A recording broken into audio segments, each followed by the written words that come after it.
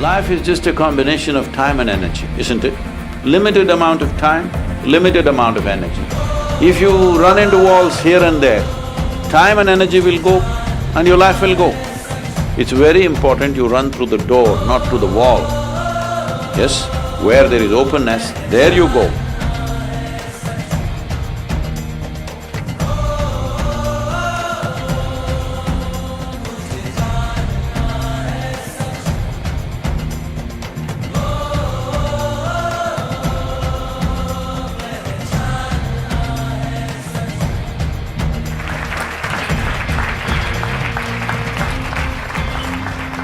Good evening.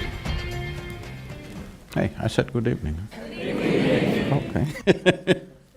Please. So today, can everyone hear me? Cool. So today we're going to talk about two different buckets. One is about the self, and the other is self's context within society. Between those two, there's a very common theme of figuring out what our purpose is within self and society. I think it's something that a lot of our generation faces. It's dubbed the millennial existential crisis, something that I've been through myself. So to start off today, we wanted to figure out, when it comes to purpose, what has defined what your purpose is in this world, as it has led to you being here at Columbia Business School and the Youth and Truth program, but as well as if you have any words for other people in the audience, or just me would be fine as well, around how do we find purpose in this world? Talking about buckets, I think you should kick the bucket. Because self and society are not entirely two different things. It's so many people put together, it's society, isn't it? Just a word. When we do not want to address you as an individual, but we want to address you as a group of people, we say this is a society. But that's just a word. If you really come down, they're just only people, individual people. Well, a certain group of people may agree upon a few aspects and they may think they are one society. But if you further go down, people are just people, individuals are just individuals. You can't really merge them and say these are all one kind. There's no such thing. Maybe there are a few things that they agree upon, which makes them into various kinds of society. If you're a secret society, maybe there are more things that you agree upon. But we should kick those buckets, because when we see that to address issues in the world, we cannot go about addressing individuals, then we make a society.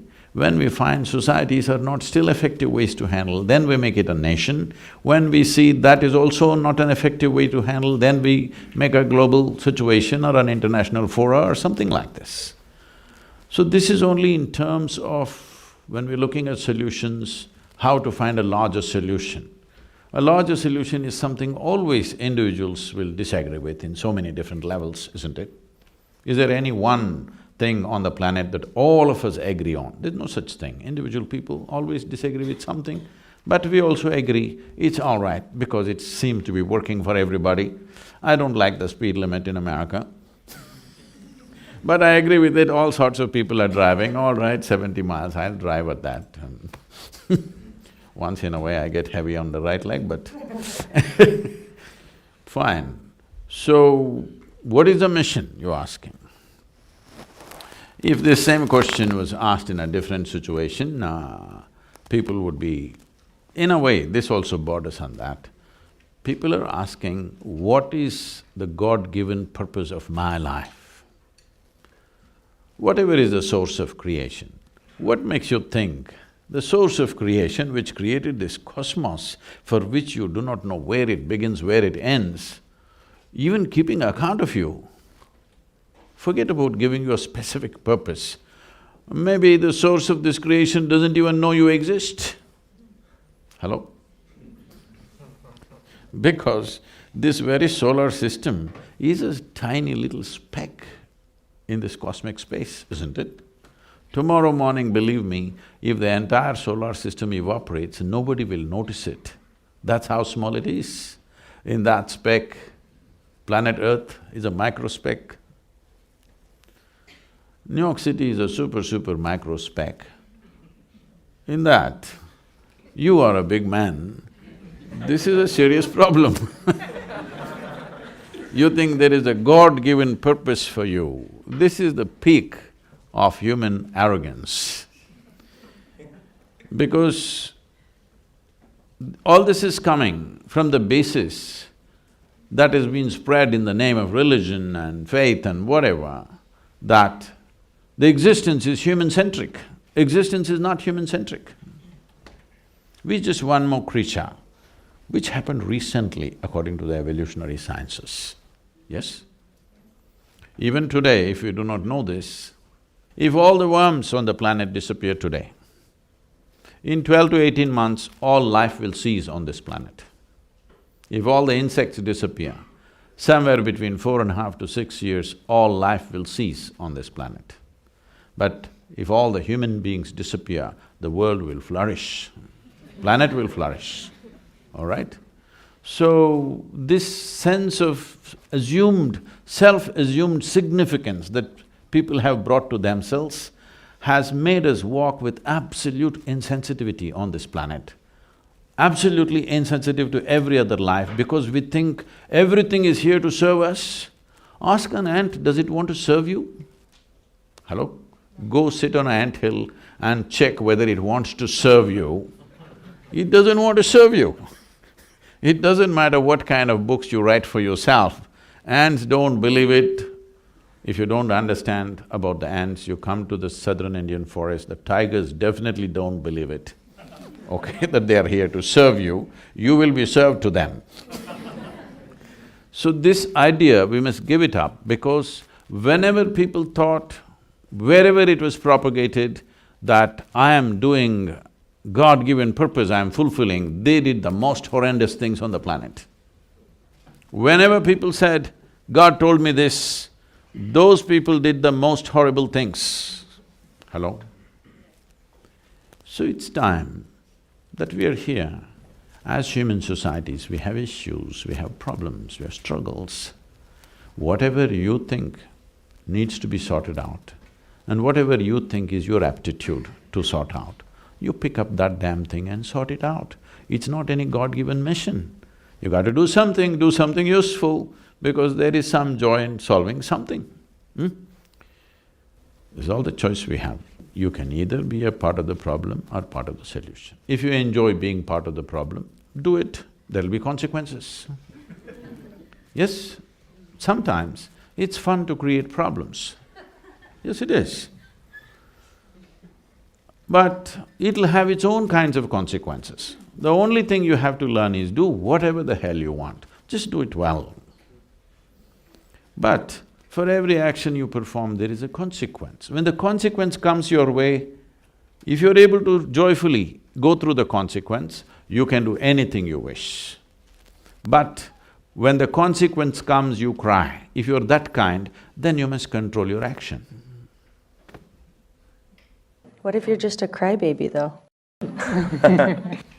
Then if you're a baby, you must be with your mother.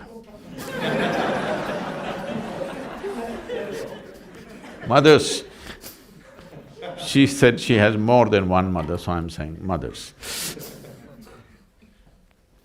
So on the note of purpose, one thing that I think that I'm constantly chasing is, and I would say I don't know when I've reached it, is the pursuit of happiness. I think everyone in this room, at some point, maybe now you're asking yourself, or if ask yourself, like, have you reached your pursuit of happiness and kind of understanding why it can be elusive? For me, happiness stems, like, I think of my family, because they're such a critical piece to my love and happiness, but oftentimes I feel like I lose sight of it when I'm in this room, when I'm at Columbia Business School, when I'm at work, because I'm trying to get to that next level, ultimately to help my family.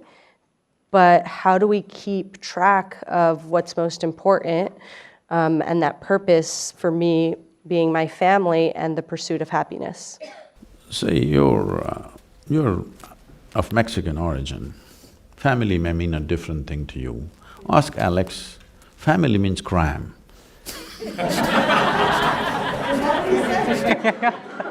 With tears of laughter, huh? You know, my parents are…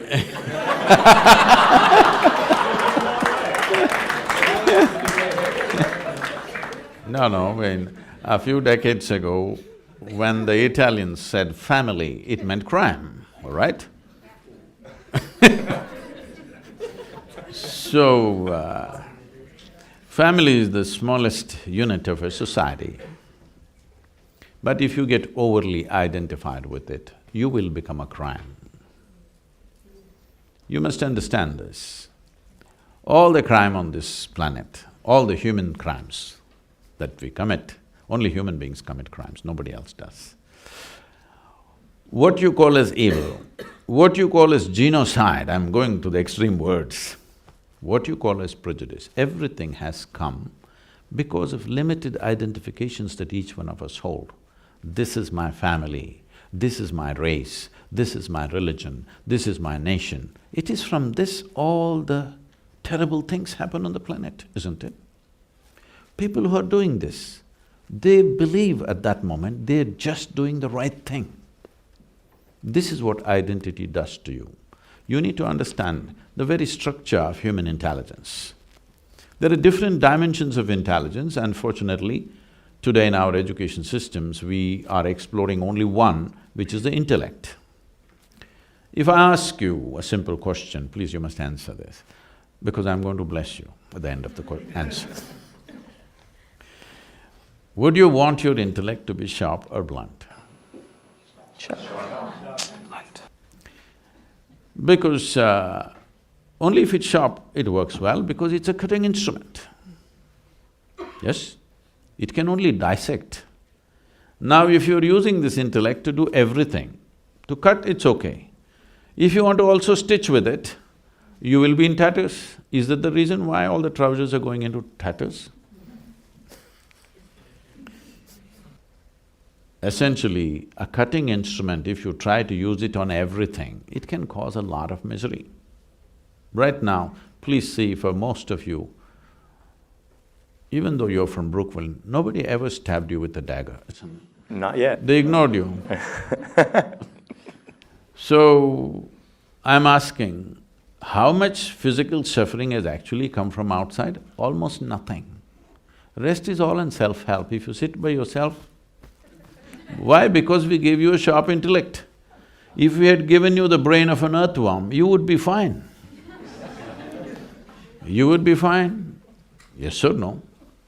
Right now, the problem is just this. We have a cerebral capability which most human beings have not learned how to handle. Hello? You can call this stress, you can call this anxiety, you can call this misery, you can call this cruelty, you can call this murder, you can call this whatever. Essentially, all that's happened is your intelligence has turned against you, that's all.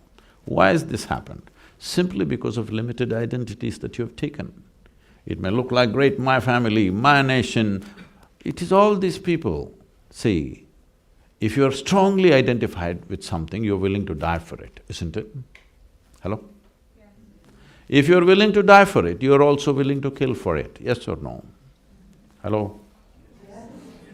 Whatever you're willing to die for, you're also willing to kill for. Isn't that the only problem we have on this planet right now? Everybody is willing to die for something, and everybody is willing to kill for something. It could be family, it could be nation, it could be race, religion, whatever.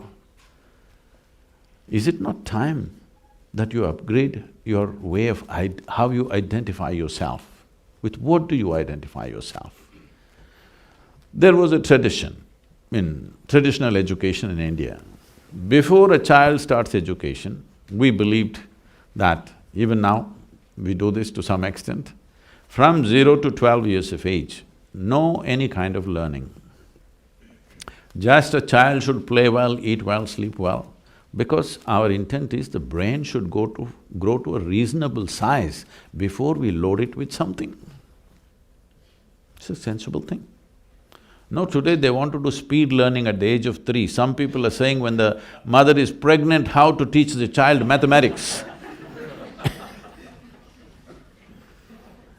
So till 12 years of age, we don't want to teach the child anything except to eat well, to play well, to sleep.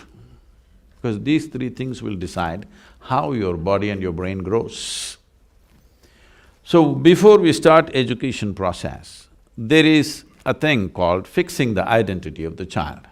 So one mantra that they will start chanting is Aham Brahmasmi. This means my identity is cosmic, not even global. My identification is not with my family, not with my father and mother, not with my nation, not with my religion, but my identity is with the cosmos. See, if your identity is not with any limited thing, if you walked into this room, you actually have no problem with anybody, just like that. You may get into trouble later, that's a different matter. In transactions, friction can happen, but the moment I walk into the room, just looking at your face, I'm having problems. This is a different level of problem, isn't it? Hello? If I am identified with my nation or religion or race or whatever, the moment I step into this room, I already have a problem. Before I meet you, before I really have a chance to have trouble with you. When transactions begin, frictions can happen. That's a different matter. But just by looking at your face, I'm having trouble. This is because we are identified with something very limited. And the nature of your intellect is such, please look at this very carefully. Anything that you identify with, your intellect will strive very hard to protect that identity, always. And your intellect is like a knife, it cuts. Whether you physically pull out a knife and stab somebody, or you poke people with your intellect, it could equally hurt, isn't it so? Hello? Huh? Yes. Can you hurt somebody with your thought, your emotion, your idea, with your words and whatever else? Just the way you look at them, you can hurt them. So intellect is essentially a cutting instrument, a sharp instrument, because you said you wanted sharp. I hope you kept it sharp. It's important to keep it sharp, otherwise it doesn't work. So, the moment you identify with something, your intellect is striving to protect that identity. Young people, it's very important that if you cannot imagine a cosmic identity, at least a global identity is a must for you. Otherwise, you being empowered by education, you are the source of future disasters. Yes, see, I want you to understand this. Why is it? Why is it all the cutting-edge technology first goes into military use? National identity, isn't it? Yes or no? The most powerful tools in the world are all designed how to eliminate you one day. So our brains are working to protect our identity all the time. Well, I don't want to get into any political stuff, but the wall may be a more clear manifestation, a more blatant manifestation of that, but essentially it's limited identity, isn't it? Why is it that I wouldn't like to kill my child, but if you are walking on the street to get $10 out of your pocket, I will slash you? Why? Because you're not mine, isn't it? Yes or no? My identity is only with this, not with that.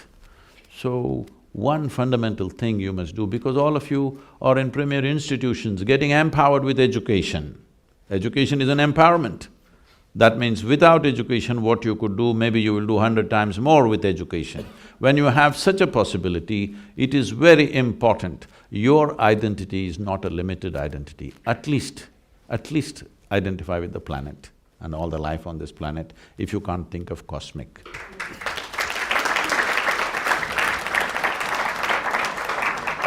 Thank you for that answer. That was really… I'm sorry, I was referring to the Italians, just…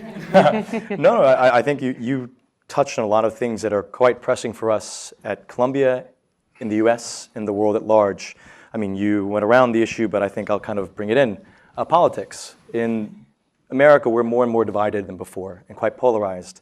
For me, this is something that troubles me as someone in this community that has some less than popular opinions sometimes. I'm conscious of how I'm received because of people who are, quote, passionate of these identities that their intellects defend, to use your words.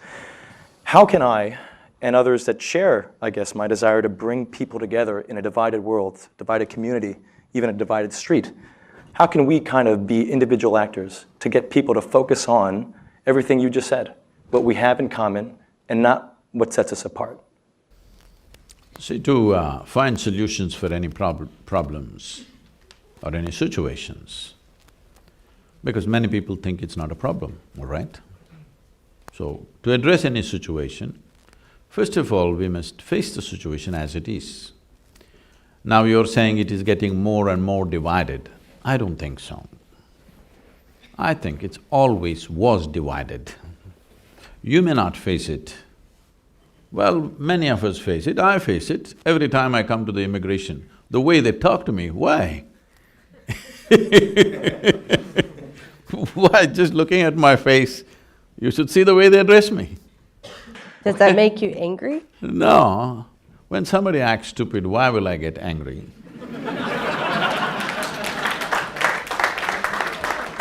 When somebody is exhibiting how small they are, compassion, not anger, pity. If I'm in a bad mood, pity. If I'm in a good mood, compassion.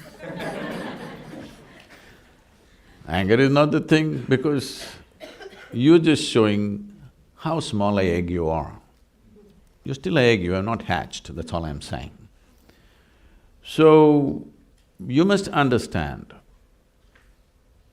very deep-rooted divides have always existed in this society.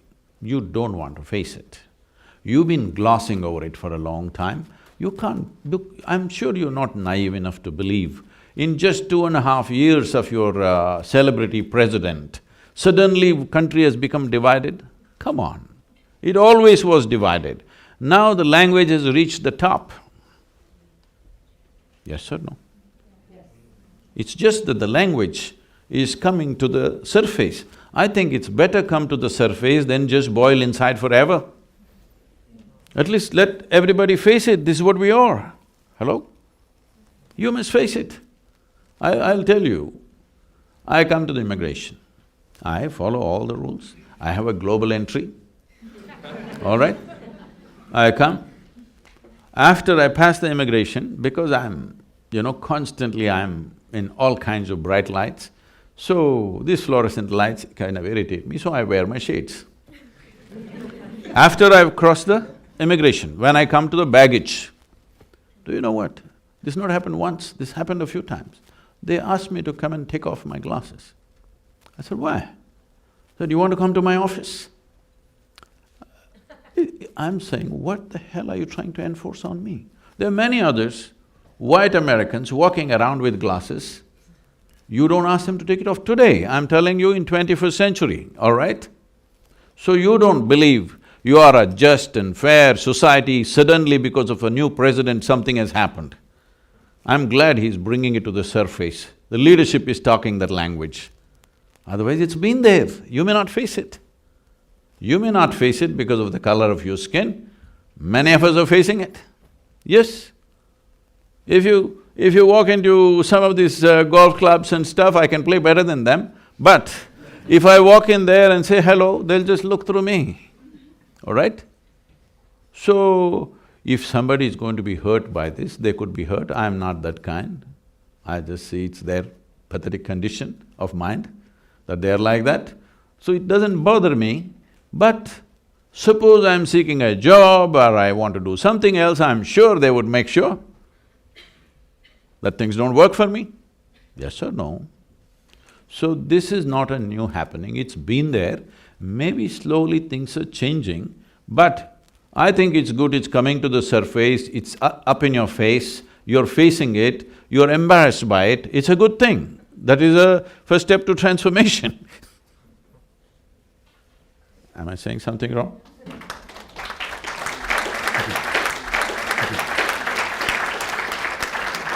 first step to transformation is now it's out in the world. We see it. It's something, in India also we have divisions at an all-time high. What's now that second step that we can take as individuals going into the society? To improve it. See, again, you're repeating that. Even in India, it's an all-time high. It's not at an all-time high. It is just people and media is playing it up at a certain level, all right? Unfortunately, in a democratic society, there should be a free press. Unfortunately, all media across the world is owned by some corporation or the other. It is no more free. It is no more free, it is tangled up with money, big time. There are no more dedicated journalists. I'm not saying they're not at all there. Largely they're not there, they're all serving a company, all right? Yes or no? Hello? It is time we produce some journalists because media is not just another profession in a democratic society. It is an important pillar of democracy. Yes? Without it, democracy will slowly go away into something else. Because democracy means every 4 years or 5 years, depending on what's the term, a new set of people are going to rule the nation. It could be a complete mess if there is no checks and balances of various kinds. These are all going away because people have taken sides beforehand. Today you know in America, in India also we know now, it was not so some time ago, but these days we know which media belongs to which party, everybody knows. How can it be media? You can't call it media anymore, I'm saying. Yes? Media means what? They will report what is there, they can give a commentary about something, but essentially their business is to throw the facts at us, it's for us to form our opinions about what facts that come to us. But today, don't you already know which media belongs to which party? So, when this is the condition, you will hear a lot of things, and there is social media, anonymous journalists, those who don't dare to put their name on what they're saying, they are saying all kinds of things.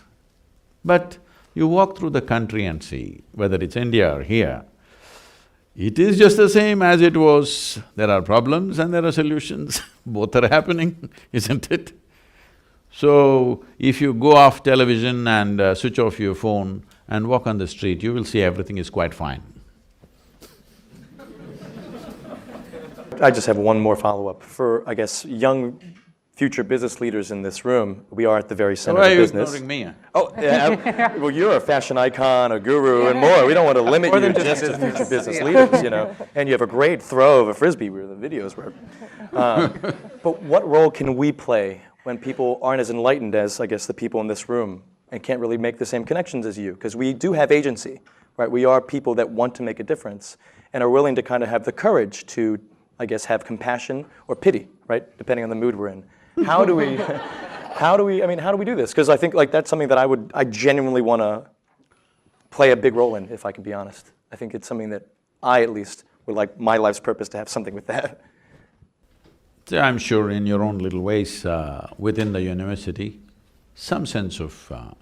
you're bringing some sense of… I believe you're bringing some sense of equality and some sense of acceptance for all sorts of people within the university. At the same time, do not take this thing about becoming a missionary for something, because then without knowing what's happening to you, one day you will be totally skewed and off the place and you will be the source of problem.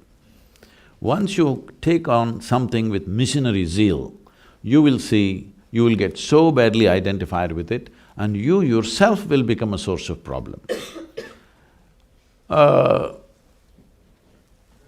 I think I can share this with you. When I was just 13, 14 years of age, I almost got into armed struggle, all right? This is the time when Che Guevara is our big brother and we are thinking of armed struggle, we think that's the only way to find solutions for India.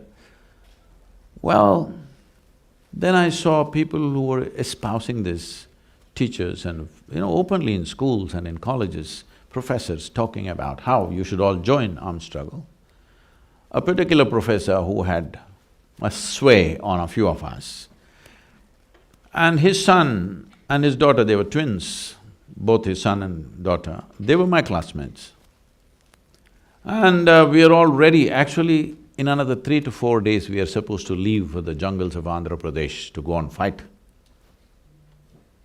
Then I asked this fellow, his name was Ajay, I said, hey, so we're all going, what are we taking? He said, no, I'm not coming. I said, what? No, my father doesn't want me to go. So he wants us to go. He doesn't want his son to go. Then I sat back and thought, what is this about? I thought, we are all in the revolution. Hey, you were revolution. I thought we are all in the revolution and suddenly, okay, the girl is not going because only the boys were going, all right, but at least this boy is supposed to go, he's just my age in my class. But no, father is saying, no, you cannot go because you can't die there. These idiots must die. And actually, I stepped back. I participated in various mildly bordering on revolution, sticking posters and doing this and that, giving that kind of stuff, writing very strong what we thought was justice, but actually when I look back and see, so juvenile and unjust by itself. At that time it looked like this is justice. One thing we must understand, the moment we speak about justice, I know this is a delicate thing to speak in America, but I want you to look at this with absolute openness. The moment we speak about justice, unknowingly we will talk about revenge. Slowly we will just slip into that. So, is justice needed? Absolutely. But I'm saying the moment you start talking about it, it's like freedom. The moment you say freedom, you'll start doing freaky things. Because freedom is a consequence. So is justice. Justice is a consequence of a mature society.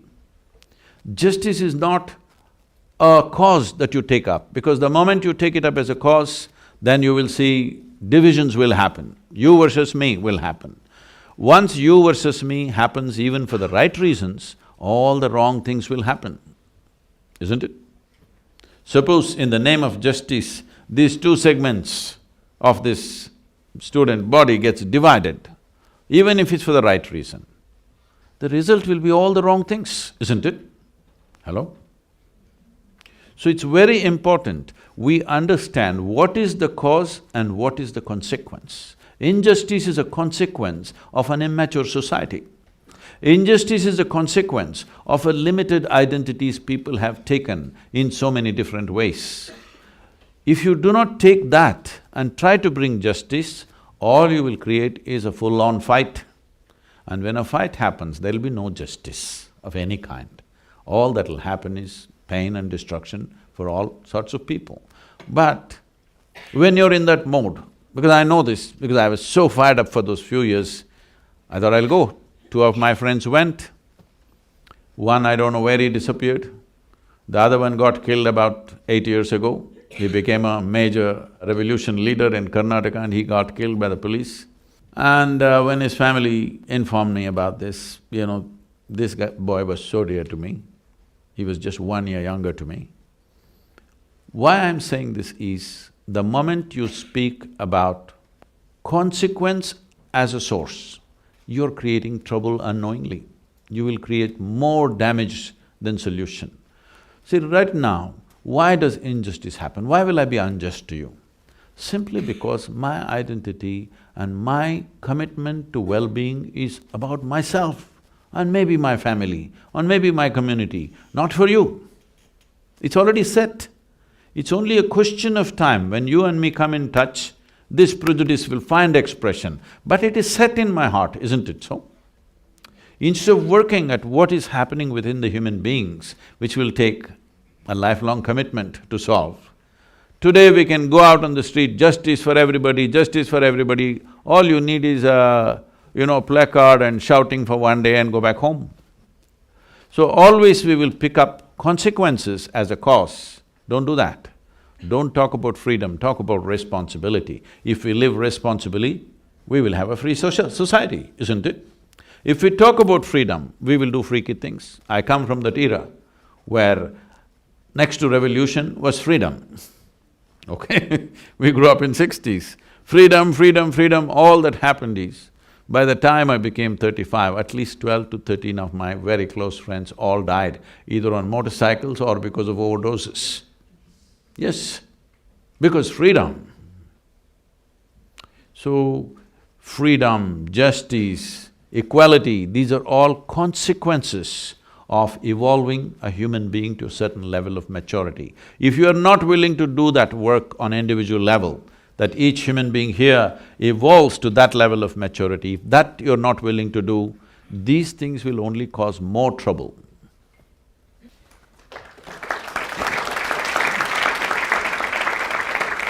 I think it's a very related question, but really targeted towards organized religion and something that I've struggled with. So I understand, the pursuit of freedom, justice, but oftentimes what I've struggled with in regards to religion, I grew up Catholic, I'm Catholic, is its view and limited acceptance of the LGBT community.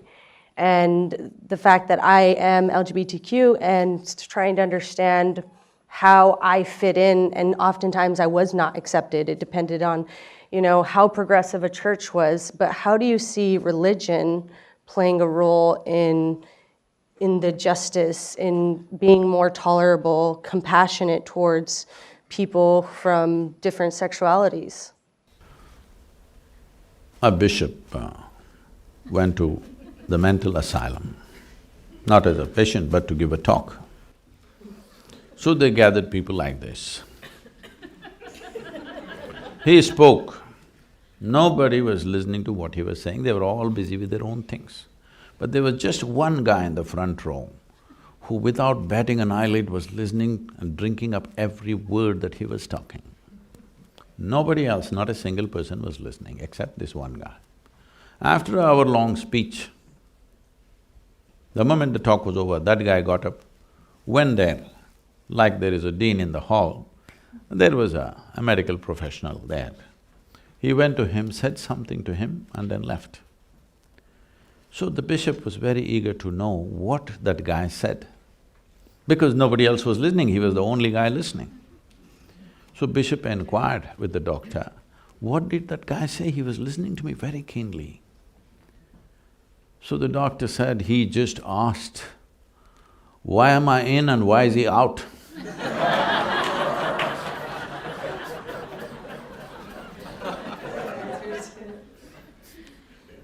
As a follow-up, what are your thoughts on human sexuality? Oh, I didn't think about it, but I was born out of it. I'm a consequence. Someone had fun. But I think, so one thing that you've mentioned previously is that sexuality shouldn't be promoted. I think that was in one of your talks, and so I'm curious, I assumed, and again, this is my assumption, that when you mentioned that, I almost felt as though, don't publicize your gayness, or don't publicize your non-gayness, and so I'm trying to understand why you said that, like you're thinking around it. I thought this is one aspect of life which doesn't need publicity, anyway people will go for it, doesn't need any marketing, I said. Hello? If you want to sell a drink, you have to market it. If you make a movie, you have to market it. If you write a book, you have to market it. Sexuality does not need marketing. Hello? It's been on for a million years without any marketing, all right? So I said, why are you publicizing it?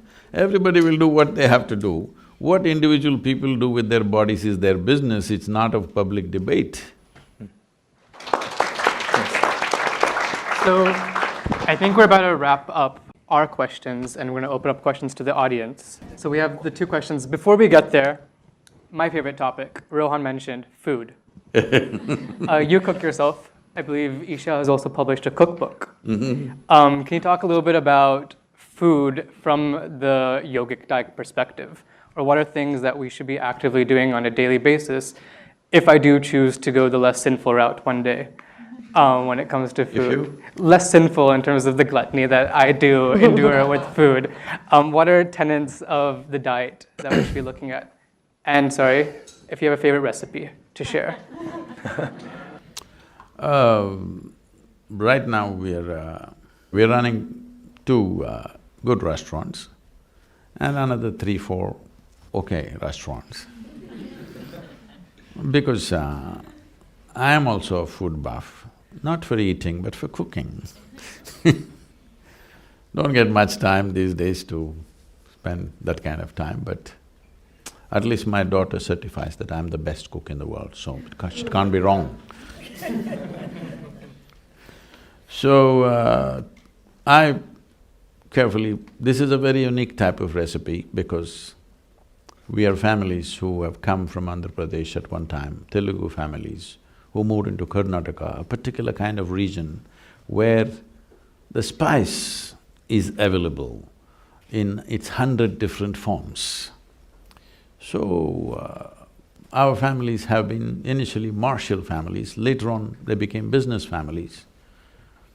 The men who go to war and the men who go out of the country for business, those days when there is no text and email and all this, when they go, the only way the women can get their men back is by holding by the tongue.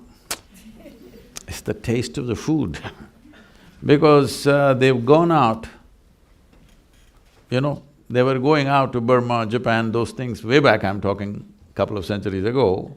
Now they have no reason to come back. Because it's not like today you hop onto a plane and back in few hours. It's months of journey, you kind of tire. What's going to bring you back? It's the taste of food. Wherever you go, this spice is just eating you up. So they always came back. So they said, we hold them by their tongues, otherwise these idiots, you can't hold them any other way. So lot of culinary expertise, enormous mastery over these things. So I picked up a little bit. With that, I prepared a kind of a set of menu for this restaurant. Today, it is rated as the second best vegetarian restaurant in Asia.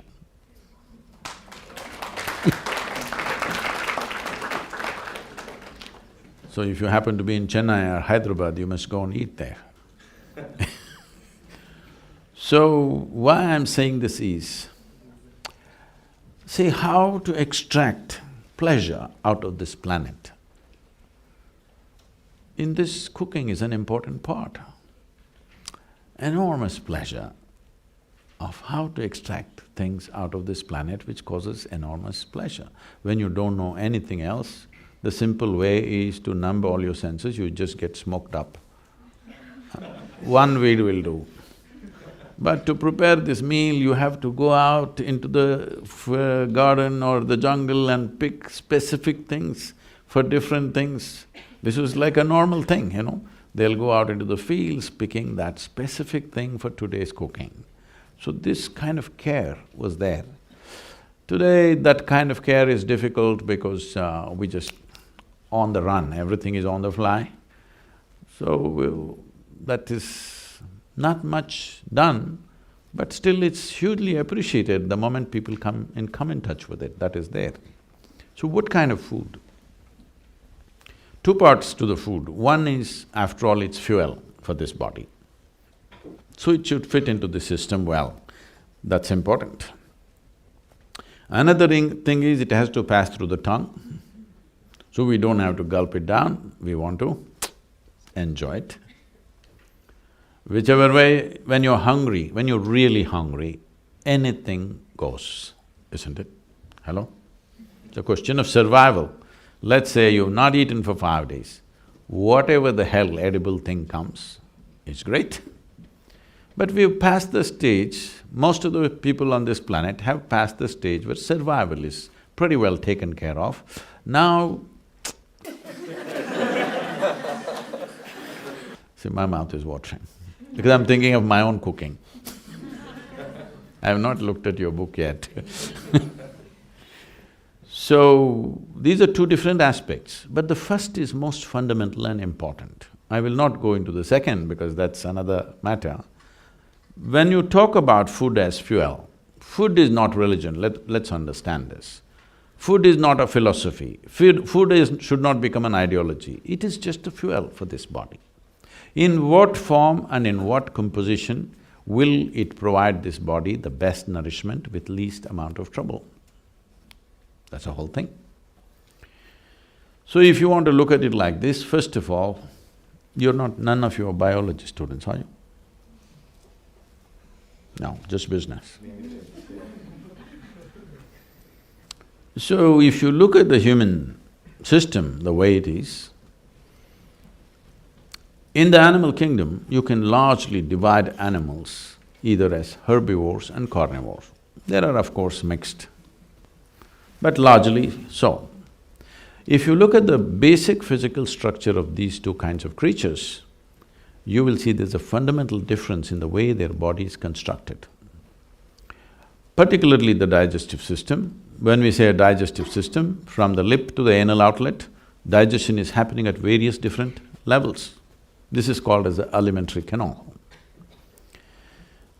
To start with, the way our jaws and our mouth structure is, if you look at it, you must have noticed this. If you have a dog or a cat, if you've not seen tigers or lions, all carnivorous animals have only cutting action in their jaw movement, yes?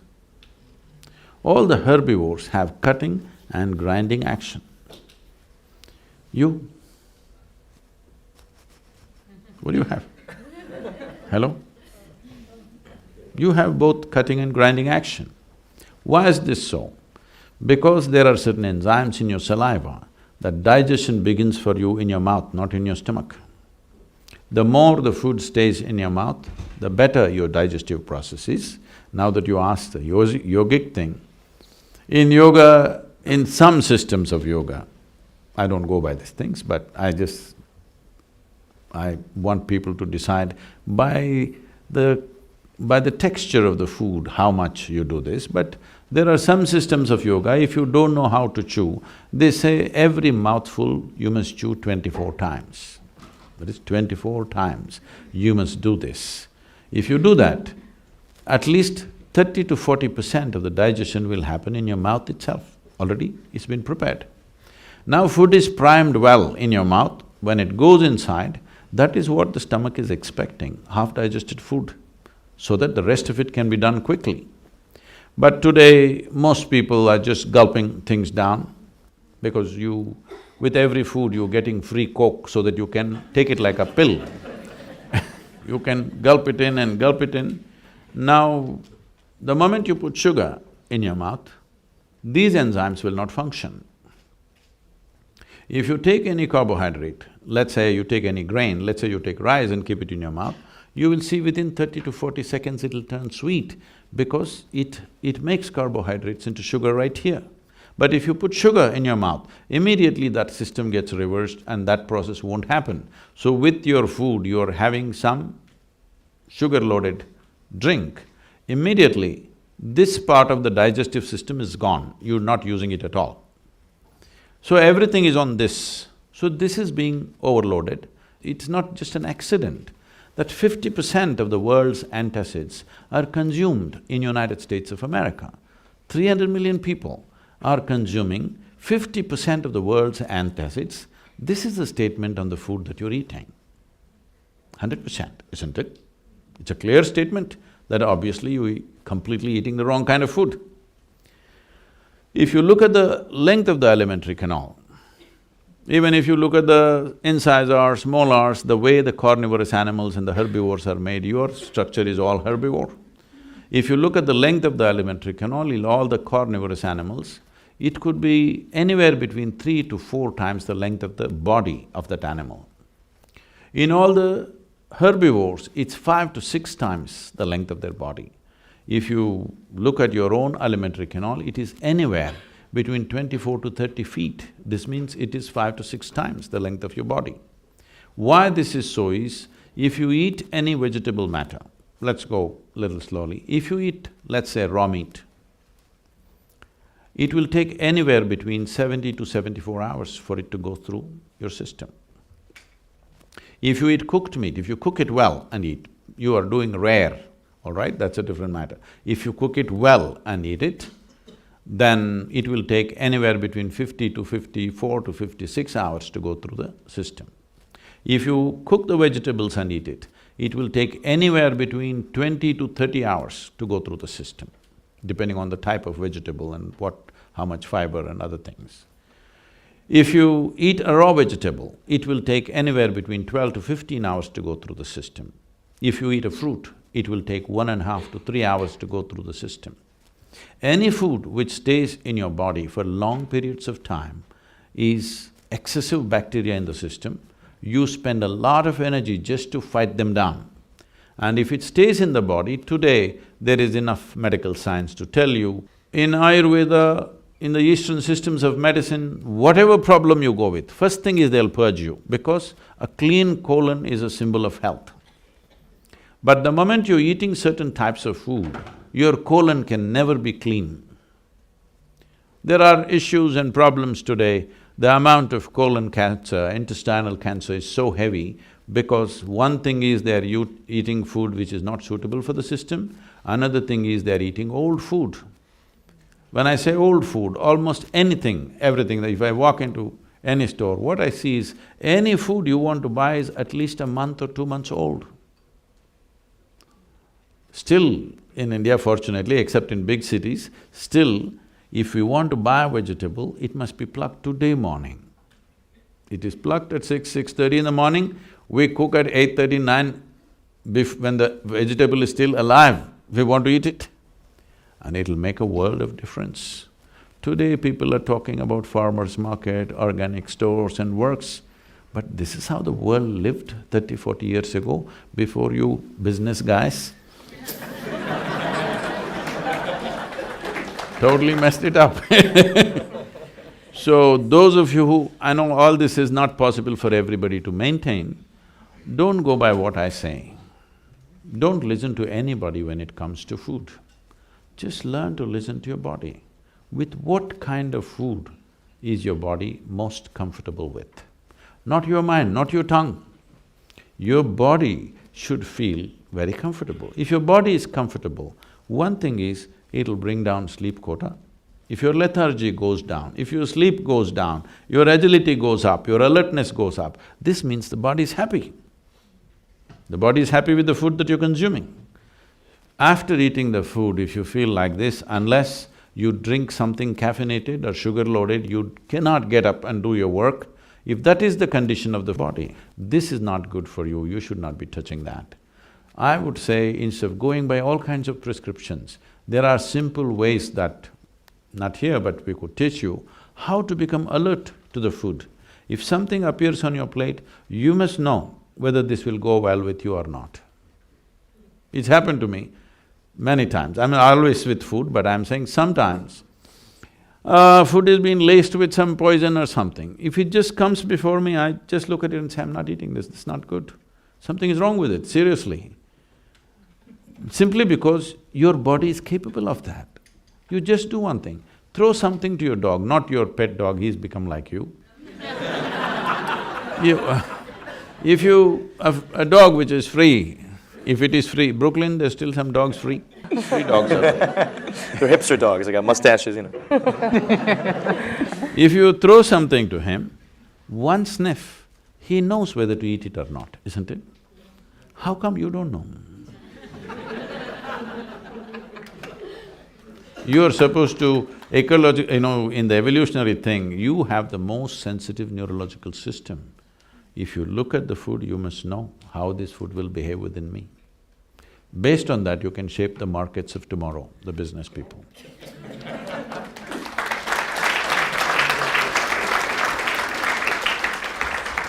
So on the note of what we're consuming and putting in our bodies, one of the things that I'd like to know the truth about is the increase in addiction. I would say in the US is the lens that I'm looking at. It's something that has personally really touched a lot of the loved ones in my family and friends, and I see it as a growing trend amongst my generation and younger generations using it as a coping mechanism. Why do you think people are doing this, looking to drugs to solve their problems, and what is an organic way for them to solve that? It is a natural process of graduation. Last generation went on alcohol. This generation is upping it a little bit. They don't want to do the same damn thing. Bigger dose. There was a time when alcohol was illegal in this country, you know. It went wild, bootlegging, you know, we're from Tennessee, our center is in Tennessee. So, bootlegging or moonshining, whatever you want to call it. So it went out of control. Then the government decided it's better to put a tax on alcohol and make money, which they did. Now they decided it's better to tax marijuana and make money. Believe me, watch my words, another 25 years cocaine will be legal. Why not, I'm asking. I was… in India also there are students campaigning, why can't we make marijuana legal? This generation, they do not know, in the valleys of India, Nepal, Bhutan and the northeastern states of India, marijuana grows whole valleys, you understand? Nobody ever bothers to touch it. A few people, somebody was nothing to do in their life, they smoke themselves up. Rest will not touch it because it's all over the place, all over. I've trekked extensively in Himalayas. Just we're walking through hash, this high, chest high. Simply you have to walk through the hash plants. If you just do that, it'll stick to your hand, you can roll it up and you can smoke. Yes. Oh, some of you are looking dreamy, oh, this is the place to go. But now we are suddenly making this into a big thing. They were asking me, why can't we make marijuana legal in India? I said, it was never illegal till American government insisted on destroying all the hemp crops in 1960s, because hemp was a very important textile in India. But in 1960s, they insisted from America because they couldn't make out the difference. Though hemp and marijuana are same species, they are of a different kind. Hemp grows up to 15 feet, marijuana grows just about 5 to 6 feet tall. They're different, but same species. They said, no, you have to destroy it, because they thought it's all coming from the hemp farms. Hemp was hugely cultivated, but they burned down all the hemp farms. So all the marijuana moved to Afghanistan. So, they were asking me, why can't we make it legal? We can. Right now the term, I don't know what terms you use, it's called smoked up. You're using the same terms? Hi. In India, it's smoked up. Smoke is just cigarette. Smoked up is the weed. So I said, see, it's very simple, we have nothing against anything. It is just that a human being is always trying to enhance his or her life all the time. How do you enhance your life? Some foolish people believe by acquiring things they will enhance their life. But even if you live in a palace, you could be miserable. Yes? Enhancement of life will happen only by heightening your faculties. How your intelligence works, how your perception works, heightening your faculties is the only way enhancement of life will happen. Experience of life is enhanced. So I asked, suppose you want to fly in a small plane and you find the pilot is smoked up. You want to fly with him? That's it. Said, okay, you're not getting the point. You need a serious surgery. Then the surgeon comes and he's smoked up. You want the surgery? Says, no. So you understand, with lowered faculties, he will not make a good pilot or a good surgeon, how come you believe you will make a great student?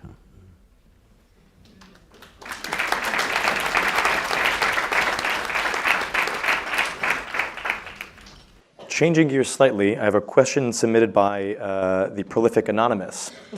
How do you, Sadhguru, decide between your principles/goals/priorities versus the person you like the most? The goals and principles both come from the same mind/heart. And I will note, Anonymous used the word like, but we can also use love in there too.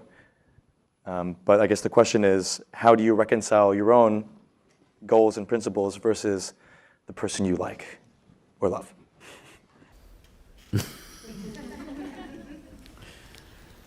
Well, it depends what you have taken up.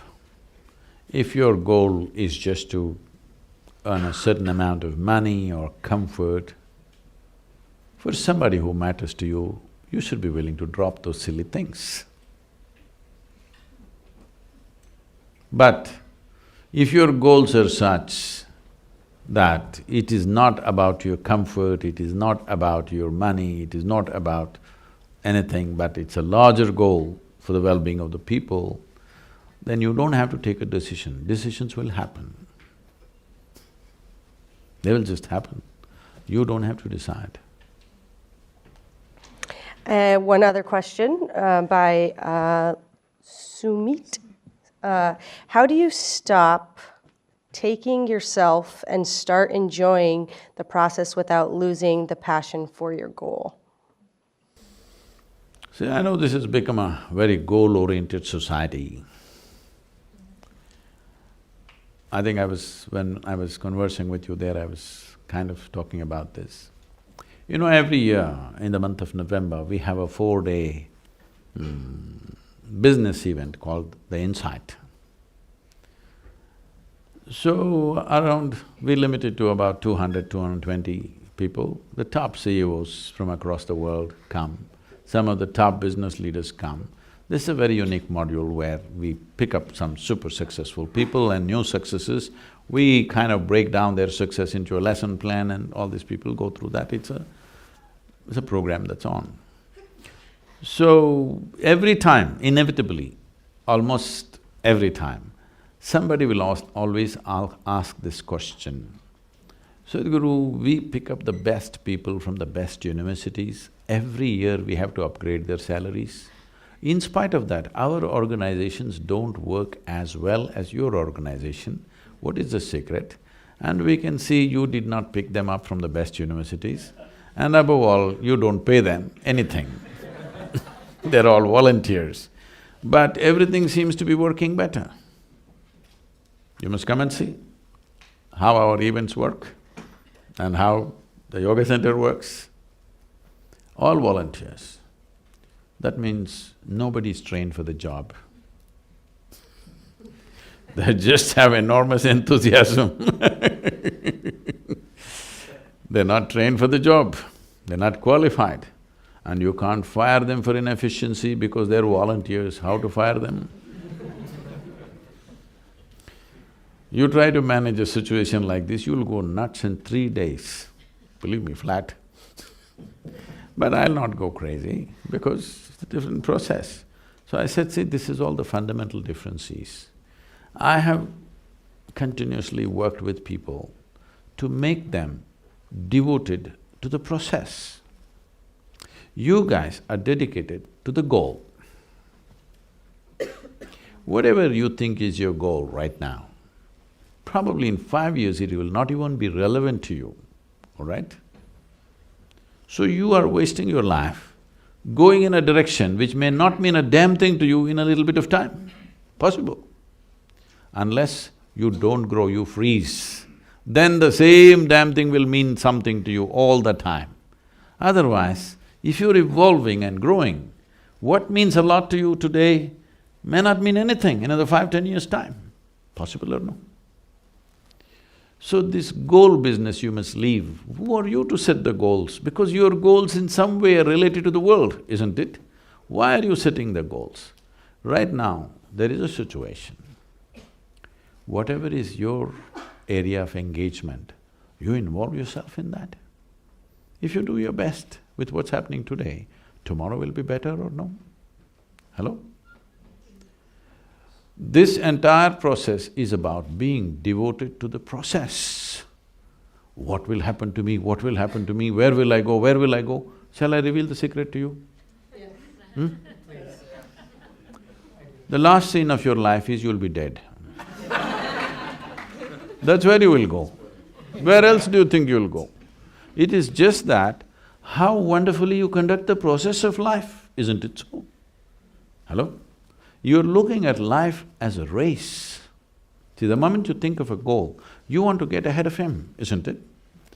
It's a race. If you look at life as a race, you must get to the finish line first. This is not a race. Who told you this is a race? Do you want to get to the finish line before everybody else? No. Life is in its process and its detail, isn't it? How deeply you're engaged with the details of today will determine the quality of what we create tomorrow. Yes? If you do not engage yourself with the process of today, if you succeed in your goal, you will be miserable. If you do not succeed, of course, you will be miserable.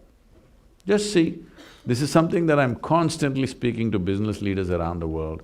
See, one thing most business leaders are proving to the world is that success is a painful thing. Success is a terrible thing.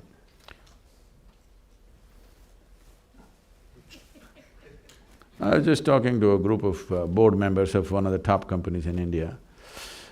This is a multinational company. The board meeting, all of them should come with jackets and ties for the board meeting. I said, see, people make you board members because they put their money. Common people have put their money, nation's economy is involved with the success of your company and variety of things. But they made you the board members because they believe you guys are sensible people. You will do something that they cannot do with their own money, isn't it? Isn't it the reason why somebody invests in somebody's company? That you are going to do something with my money that I am not able to do by myself, that's the idea. But you guys come with a jacket and tie in 40 degrees centigrade. I don't think you got any sense in you. Oh. This is your mindset. What kind of decisions are you taking? See, in 40 degrees centigrade, you have a necktie. Should you not display sense in every aspect of your life? Can you be just sensible in one thing, rest of it you can do in a stupid way? Is it possible? If you're sensible, the very way you walk, you conduct yourself, everything you will conduct yourself sensibly, isn't it? So this is very important. This is because we become goal-oriented. No, you must become process-oriented. If you are devoted to the process, goal will happen. In India, this is a big question, everywhere we go, the last question will be, Sadhguru, that's okay, but Indian team, how can we beat Pakistan? Cricket team. I say, don't bloody try to beat Pakistan, for that there is Indian army. If you want to win the cricket game, don't beat Pakistan, bloody hit the ball. Hello? Yes or no? You hit the ball. If you hit the ball well, you may win.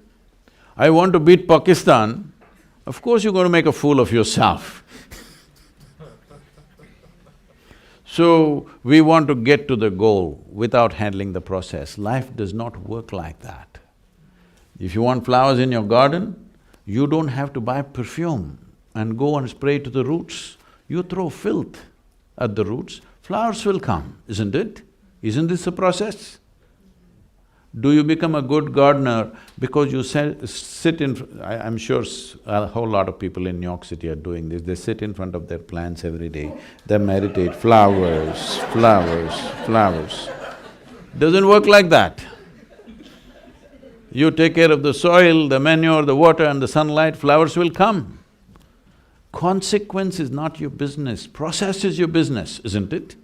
If you do the right things with what's happening right now, consequence is coming. If you get engaged with the consequence, you will become miserable. Whether it comes or it doesn't come, both ways you will become miserable. So I think we have about 30 minutes to take audience questions. If anybody has, just shoot right there. Namaskar, Sadhguru. My name is Radha Kulkarni, and I'm a Columbia alum and studied policy here, not business. And I work at the United Nations now.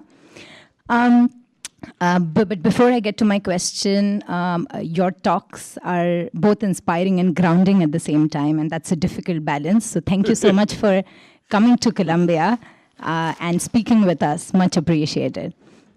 So my question to you, Sadhguru, is that there's so much suffering in the world. Like when I travel on work or otherwise, one observes that on the one hand, there is even lack of basic peace, or there's so much violence, and on the other hand, there is even lack of basic resources and abject poverty. So I would be curious to hear your perspective on why does every single person have such different starting points in life, which would mean like a child based in Africa doesn't even have water and is perhaps will die of malnutrition, has a very different starting point than, say, a billionaire's child who is perhaps sitting somewhere in the middle of North America. So why this disparity? And then how and where it sits in the larger scheme of things, or in the cycle of the cosmos or life, if there is, if that's how we call it. And also then that gets me to the question of then who are we? That's a very Indian question.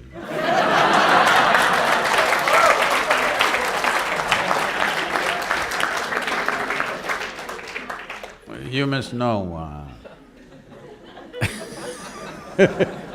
I must tell you this because you're also working at the UN. We were trekking in Tibet about 3 years ago. Every year we trek there. 3 years ago when I was going, there was people from over 40 countries trekking with me. So, one Indian person who lives in United States stood up to ask a question, and the question went on for over 8 minutes. You've been very brief. So the question was going on, and all this international audience, their heads were spinning because they're not grasping the question. Then I said, please relax, this is an Indian question. Because we have practiced asking questions for over 10,000–12,000 years. This is a nation where even when so-called divine entities came, they could not give us any commandments because all we had was questions.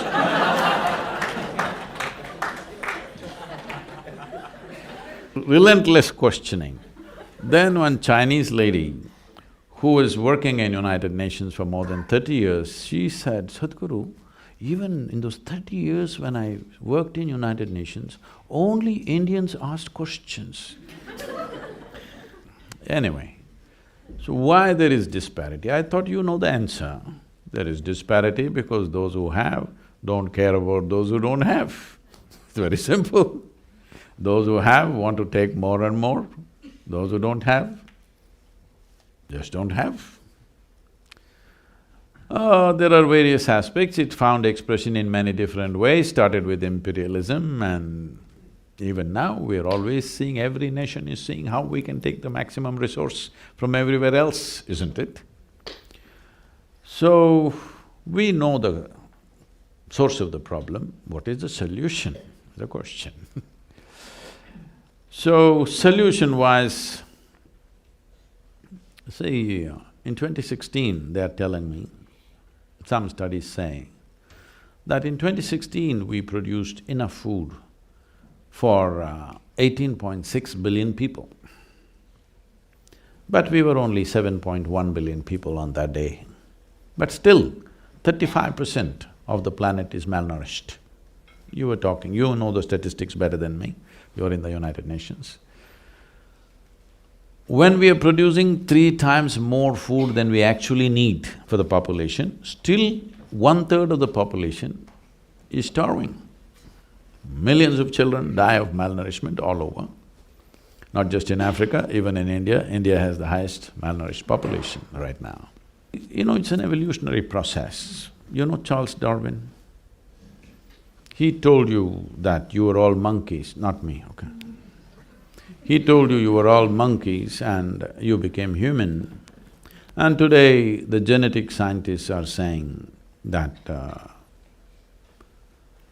the difference between you and a chimpanzee in terms of DNA is only 1.23%. 1.23% is not much of a difference, isn't it? Huh? Hello? Not much of a difference, isn't it? So physiologically, that's how close we are to a chimpanzee. But in terms of our intelligence and awareness, we are worlds apart from a chimpanzee. Right now, largely, the first question started with that, largely our identities are still biological. If you say my race, it's biology. If you say my family, it's biology, isn't it? Largely, human identities are still biological. When you're biological, you're set within a small boundary. And when you're biological, your instinct of self-preservation is at its highest. In your intelligence or in your brain structure, there is something called as a reptilian brain, which is approximately the size of your fist here.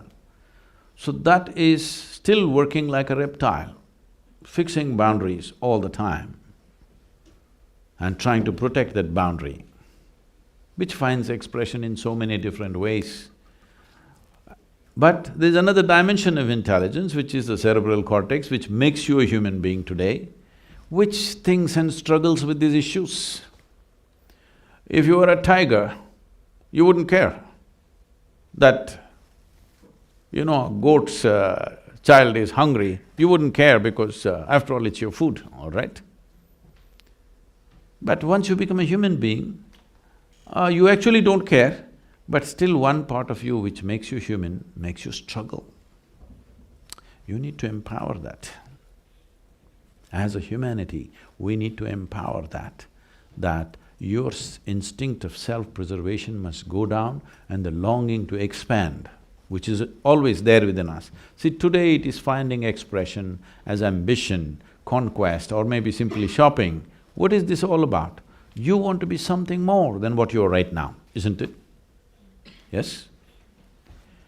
Now the question is, if you become something more today, tomorrow are you fully settled?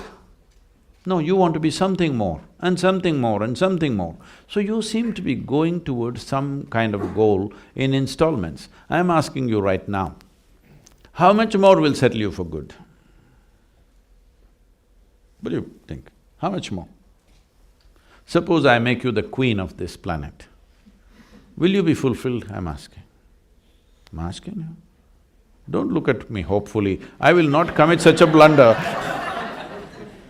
I will not commit such a blunder, but I'm asking you, suppose we put a throne on the North Pole and made you sit there, the queen of the planet, would you be fulfilled? No. You will look at the stars, you will look at the galaxies.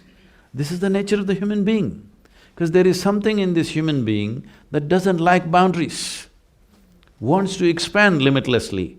But right now the consciousness is constipated. You know what's constipation? That means things happen little by little. You want to expand, but you want to do it in small measure, as if you're going to live here for 1,000,000 years. So you have to move, every human being, all these business students, you must move from your personal ambition to a larger vision. Ambition means constipated expression of growth. Vision means seamless expression of growth. This must happen to you. How much should you grow? You should not determine this. You must gas yourself fully, make yourself competent, enhance your competence, let's see how far it goes. Yes? Let us see how far it goes. Why should you fix the limit? Because whatever limits and whatever goals you set are just an exaggeration of what little you know today, isn't it so? Huh? Yes or no? Today what little you know, you are exaggerating it and thinking this is ambition. No, this is constipation. I know being in the university, now you passed out, being in the United Nations, you have much knowledge about many things. But all your knowledge, even if you have studied the libraries on this planet, all your knowledge is a minuscule compared to what this cosmic space is, isn't it? If you identify with this minuscule knowledge that you have, you will become a minuscule. Because you're such a minuscule, endlessly you will feel insecure about anything and everything that's happening to you. See, he lives in Brooklyn, still nobody stabbed him. What are you insecure about? In yoga, we have another system. We call this the intelligence of ignorance. We always identify with our ignorance because our knowledge is so small. Our ignorance is boundless. Yes or no? Huh? What we do not know is boundless, isn't it? What we know is so little. So you identify with what you do not know, then your life will expand rapidly. Your intelligence will stay alert through your life. If you identify with knowledge, your intelligence will sleep and you'll make a fool of yourself with a big degree. Yes, it's very important. If your human intelligence is on, it is very natural to be inclusive. If your reptilian brain is on, it is very natural to be exclusive, to put up walls. So as a human society, as nations, we have put up walls and walls and walls for everything, isn't it? The very damn marketplace is a big wall, it's a Wall Street, all right. The markets are controlled so that everybody does not thrive. Yes or no? Markets are controlled, industry is controlled so that everybody does not thrive. Anyway, you didn't ask me what happened to this food that we grow for 18.6 billion people. You must find out, you're in the UN. You must find out, all of you must find out, why we produce food 3 times than what we need and still 1/3 of the humanity is starving. Why? Shouldn't your humanity want to find out?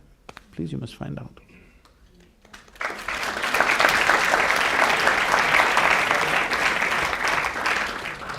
Thank you so much for having this event. My name is Prem. I'm a sophomore studying history. And my question is about this idea of a cosmic or global identity. I think it's no secret that many of us here, no matter where we came from before this, we now have a certain level of privilege for being at a place like Columbia. And I think I'm confused as to whether this notion of a global or cosmic identity almost is predicated on a sense of privilege, and that certain people in this world don't necessarily have the privilege of being able to look beyond their most immediate surroundings, whether it's because of discrimination, racism, sexism, and so on. So how can we as people that maybe do have more privilege leverage that to make that global identity mean something more than just us talking about it here?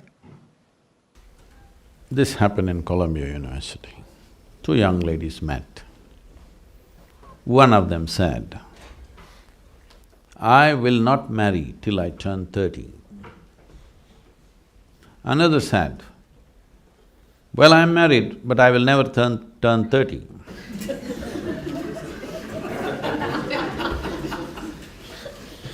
So, we must understand the investment in problems that people have made. When my business is… your problems are my business, I don't want your problems to go away. Hello?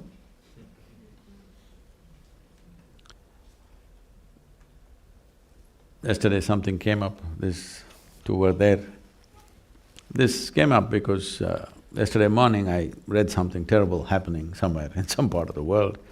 People keep sending me, though I am not in the UN, all the terrible things that happen. Before it comes to the news media, it comes to me in so many different ways. So, I was at the Economic Forum at Davos and there's a big thing going on about Sudan. American celebrities posing with this starved-out child, photographs and everywhere, and compassion and stuff. I appreciate the intention, I'm not against it. Everybody has to do it in their own way, I'm not against that. But in the same video, they were showing all these militants taking automatic weapons and death everywhere, massive, large-scale rape, and simply, if you're a man, you'll die, if you're a woman, you get raped, all right? It's almost like that. That's southern Sudan was like that some time ago, now it's coming to some kind of sense. So these guys are just shooting, dozens of them, simply shooting in the sky. So I said, see, these guys are not shooting at somebody, they're shooting in the sky. That means they have limitless supply of armaments, all right? You can't take away the guns from them, but the bullets, they seem to have. The gun that they're using, I know what they're using, I know what caliber it is. There are just 8 companies which are making these bullets, armaments. 6 of them are in United States. All you have to do is, I'll give you the address. You just lock down this. In about 6 months' time, when they run out of bullets, at least they have to hack people. The number of people killed will go down at least. Once they don't have bullets, other people will know how to deal with them. Yes or no? I'm saying, when my trouble is your business, will you give it up? So, as young people who are going into the business world, don't think you have to go there as a victim of what is existing right now. I'm not trying to blame everybody. This is how we've shaped it. All of us are responsible for this. Till now, this is how we've done business. It is time to change it. And last 20 years, everybody… there are lots of commentary in social media, why is he always with corporate leaders? Oh, he's become corrupt, he's moving with this person, that person. Because I see today, if you want to change the world, not just business world, if you want to change the world, how we do business has to change. It is not the success of military, it is not the success of politics which makes a nation, it is the success of business which makes a nation. So how are we conducting our business is important. If you don't transform the business leaders, how the hell are you going to change anything? When I was at the Economic Forum, somebody important there asked me, Sadhguru, if we have to do one thing for you to transform this world, what is it? I said, just give me 25 people for 5 days. I will change the world in the next 2 to 3 years. They asked, who are these 25 people? I named the top 25 leaders of the top 25 nations in the world. I said, see, normally with ordinary people, 2.5 days is enough to transform them. But these are politicians, so 5 days, I'm just taking insurance. 5 days you give them to me, if the way they think and feel about everything around them, even if there's a 10% change in the way that they are looking at the world, if they become 10% little more inclusive, the world will change dramatically, believe me. The food that we made for 18.6 billion people, one thing is we don't have to exploit the planet so badly to feed 7 billion people. And on that, 1/3 of them are hungry. This can be solved if these 25 people make up their mind. Yes or no? Hello? So it is very important. Today you're sitting here in the university as a student, but tomorrow you are part of a larger company. Well, when you join up, you may not be able to decide how to run this company. But don't become a victim and give up. This is all the choice you have. In India always when it's say yoga, we always use lotus flower as a symbolism. Why lotus flower is, this is true with every flower, but particularly with lotus, is the more stinky the slush is, the more fragrant and beautiful the lotus flower becomes. So we always use this, that this is a way a yogi should be. When you see filth, you can become allergic to it and become an ascetic if you wish. Or when you see filth, you say, everywhere filth, let me also become filth. Lot of people become this. Or another way is, you transform the filth into your flower.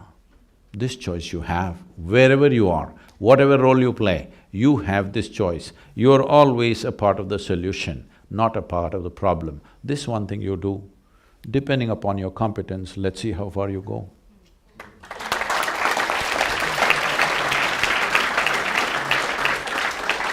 So, Sadhguru, thank you for being here.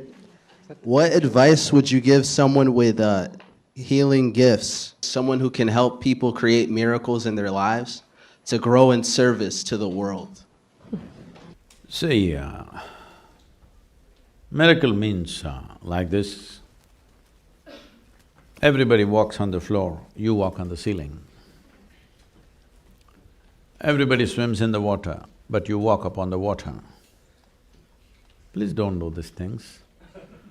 If you walk upon the water, where the hell will you swim?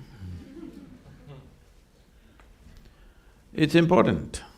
It's important that you don't do unreasonable things. Because if you do not recognize the miracle of your existence, right now see, we're sitting here. Maybe you're thinking we're sitting in Columbia University, but we are sitting here in this universe. We don't know where the goddamn thing begins and where it ends. We do not know its nature, and the damn planet is round and it's spinning, and we are sitting here and talking all this. Isn't it a miracle, I'm asking? Hello? Isn't it a miracle?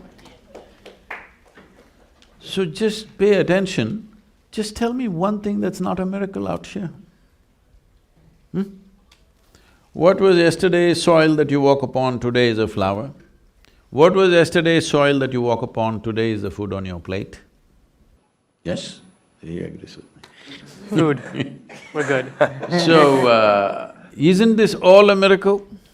Hello? So there is no need for you to do something unreasonable. Miracles are just happening everywhere. Aren't they happening? Everywhere. You are a miracle, isn't it? Just somebody gave you 2 cells, see how you become. Isn't this a miracle? So, those who have no eyes for life, they're too engrossed within themselves, they think they will perform miracles. No. What is magical for one person? Suppose I pulled out something from my pocket, let's say 500 years ago, and started speaking to somebody in India. If I said, I am the messenger or the son or himself, would you believe or no? Hello? What is one person's magic is another person's engineering. So this is why we are talking about inner engineering, where you can live magically, which is very important. This is magic, isn't it? Hello? Isn't this life magical? Everything about this? But unfortunately, most human beings are not experiencing it. Unfortunately, most human beings are muddled with their own logic and stuck in it so badly, they do not feel and enjoy the magic of their existence. If your perception is not muddled by your memory, this is very important because our entire education system from kindergarten to wherever you go, we are being made to believe memory is intelligence. Memory is not intelligence. All those who believe memory is intelligence are going to feel like idiots in the next 5 to 10 years when the artificial intelligence, when your little gadget starts doing better than you. Believe me, my phone can do 10 PhDs in a day. Yes. Aren't you finding this Google lady a miracle? She seems to know every damn thing, I'm just trying to think of something that she doesn't know. Everything that is about information gathering, remembering, keeping it in your memory, analyzing and throwing it out, a machine will do better than you. In the next few years, you just have to wait to feel like a fool. So, the significance of being human is just this, that we have a system which… just go by anything. Let's say your eyes.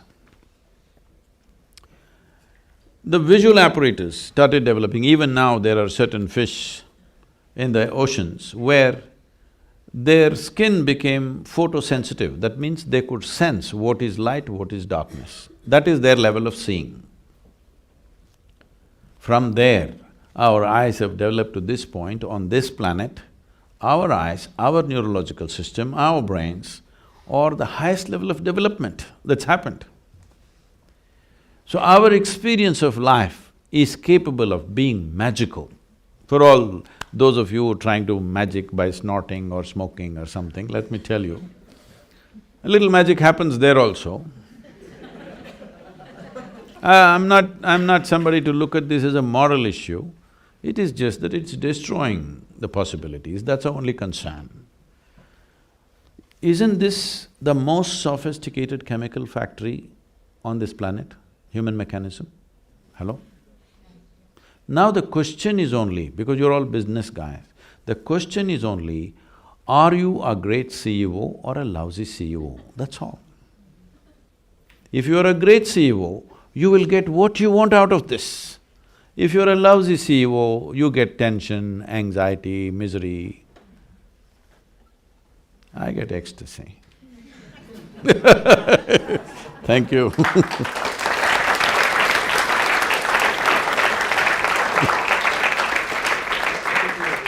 Hi Sadhguru, thank you for being here. My name is Matan, I'm a first-year MBA student. My question is actually also about identity. You've spoken about the need or kind of the benefit of detaching from a biological identity. And I'm curious, I think there's a lot of people in the room and this question kind of came up again and again.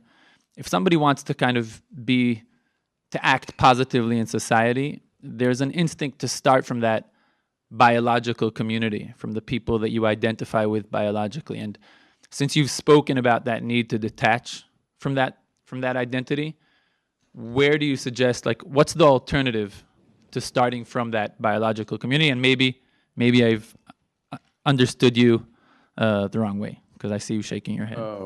See, I did not ever say you should detach yourself from biological identity. Instead of seeing your mother, father, brothers, sisters and whatever, the larger family, as your biological identity, why don't you see that they are the first people that you have access to? You can work most effectively only where you have access and acceptance, isn't it? People are always telling me, Sadhguru, you must come and work in Africa. I said, no, I will not work in Africa. Because if I want to go into Africa, I would like somebody to give me at least $5 billion before I enter Africa, because without that hand-holding, you can't make a difference there. You cannot. You will go there and waste your life, nothing will happen. I work in India, because in India, if you give me $10, I will make it into $1,000 in effect, because I have access and acceptance with the people.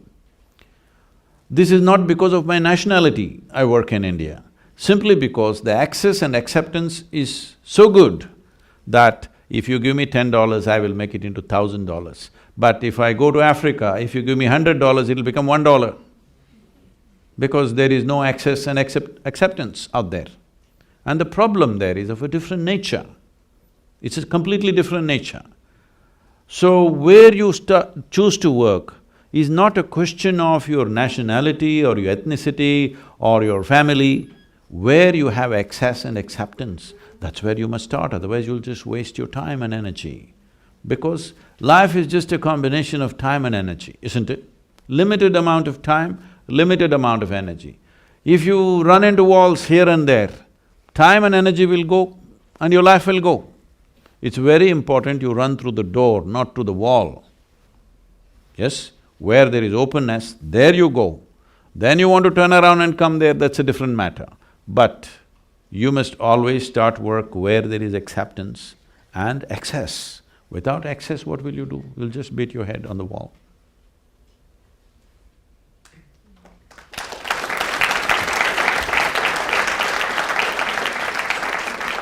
And if you have a great idea, if you cannot even sell it to your family, you're not going to sell it to anybody.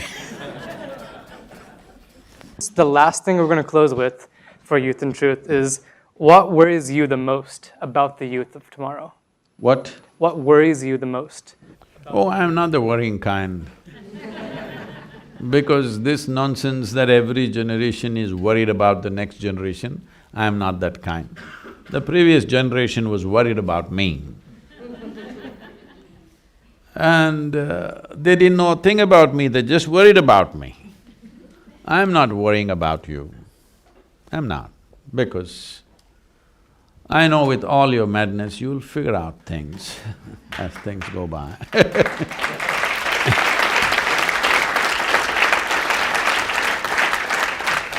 It's being worried about the next generation always is a ancient malady. You must see what Socrates said about the next generation. He said they have no respect, they don't stand up when elders come, they're not thinking straight, they're going to ruins. Well, 2000, 3000 years ago, the guy is talking the same thing. Time to change that. I'm not worried about you because I see for the first time in the history of humanity, this generation is empowered in ways that nobody had imagined possible. Yes? Our survival is better organized than ever before.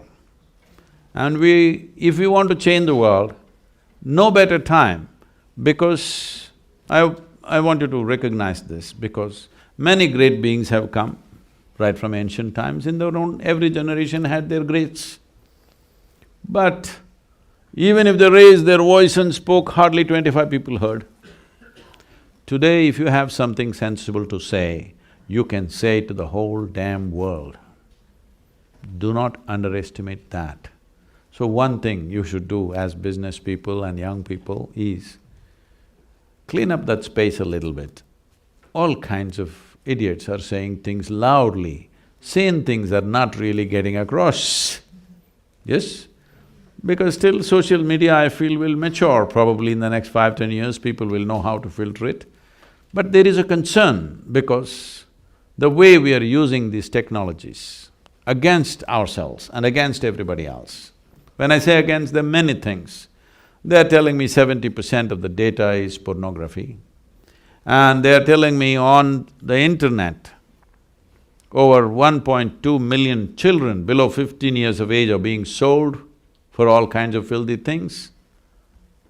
I think as a society, as human beings, when we start selling our children, that means we've hit the bottom. What do you think? Hello? We really hit the bottom, isn't it? So, these are things that young people can change. I'm just saying, how many in this campus? 5,000. 5,000 people. If 5,000 people meet and you're determined, you want to change the language and the direction of what's happening on the internet, believe me, you can do it. 5,000 people, if you get active, just do it. Let's make it happen.